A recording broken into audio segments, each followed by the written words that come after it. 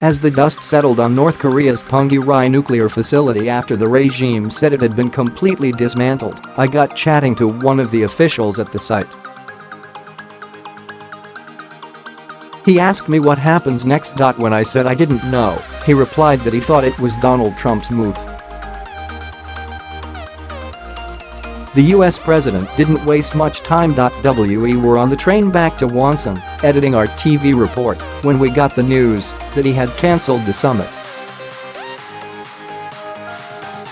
At the same time, the train came to an ominous halt.It. It's hard not to be paranoid in North Korea, but it soon moved on. And in fact, North Korea's response to the cancellation has been fairly sanguine.No fire and fury from their leader Kim Jong Un this time. Instead, a statement from the state news agency said the regime was willing to meet face-to-face at any time and anywhere.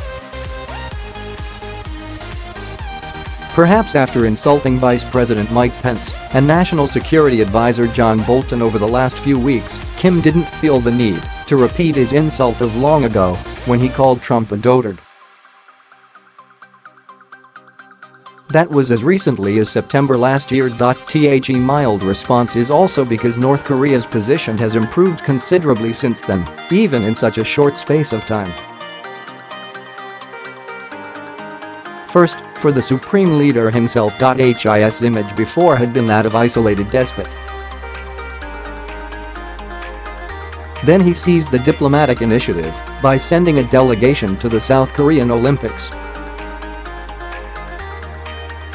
Since then, his meeting with South Korean President Moon Jae-In has helped him to recast himself, at least slightly, as an international statesman. It's some transformation.Second. He has won friends for North Korea.The country stood alone last year.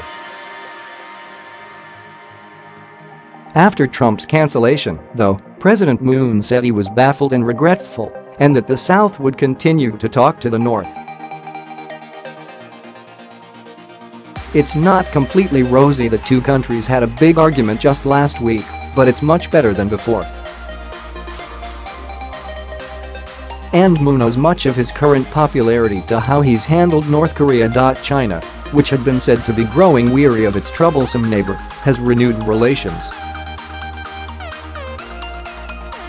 Beijing was Kim Jong Un's first foreign trip, and his second. China has been annoyed at its relative exclusion from the peninsula talks on its very border.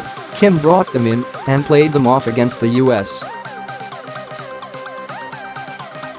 Now Kim can, probably, count on China's support.It. It's notable that Trump said though Kim's attitude had changed after his second meeting with Chinese President Xi Jinping. And in some ways, the cancellation might help the chances of long-term peace.The closer. The 12 June drew near, the further apart the US's and North Korea's positions seemed. Rushing into a summit on that basis, with Trump and Kim face-to-face, could have led to a complete collapse. If both sides take more time, they might find themselves closer together. And peace might have a better chance.